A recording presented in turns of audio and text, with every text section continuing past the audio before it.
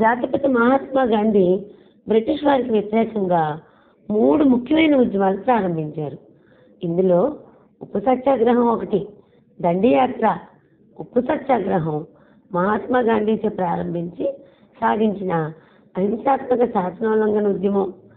ఇది బ్రిటిష్ ప్రభుత్వం విధించిన ఉప్పుపై పన్ను చెల్లించడాన్ని నిరాకరించి మార్చి 12, 1930 చేపట్టిన దండియాత్రనే ఉప్పు సత్యాగ్రహం అంటారు.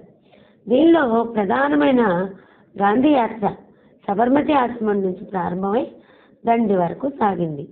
ఈ యాత్రలో వేల కొద్ది భారతీయులు పాల్గొన్నారు.